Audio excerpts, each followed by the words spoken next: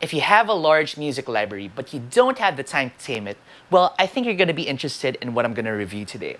I'm Joey for Digital DJ Tips, and I'm here in the lab with beaTunes 4. It's a music library and playlisting software for the Mac and PC. I'm going to walk you through it right now, so let's go. Alright guys, now I'm going to quickly walk you through the beaTunes app so you know what it looks like and you get an idea of how it works. So let's go ahead and open my Finder window here, go to Applications, and click on beaTunes. Alright, here we are in the beaTunes app, and this is the main interface.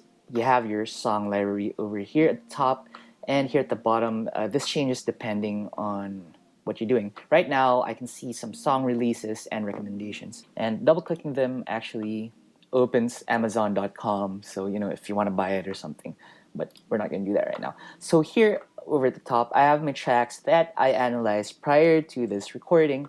As you can see, it's fully labeled already. I have my artist name, title, album, and as well as stuff like BPM, song key, and a color, which is something that is exclusive to beaTunes.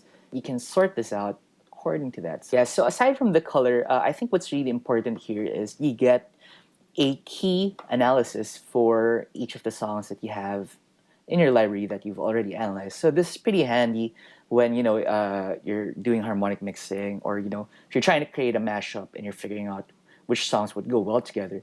So I think having beaTunes sort out your library instead of you doing it manually kind of frees you up.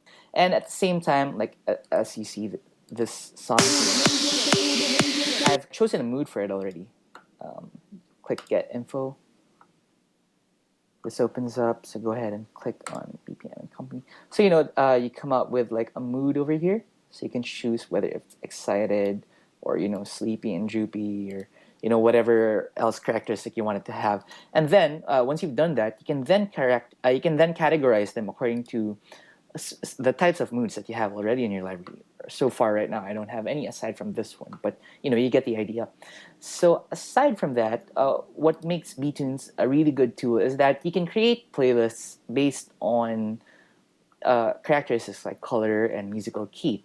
All you have to do is highlight, select number here, click New Match List. So this window pops out. So now you want to choose, let's say, a couple of songs that are based on the same color.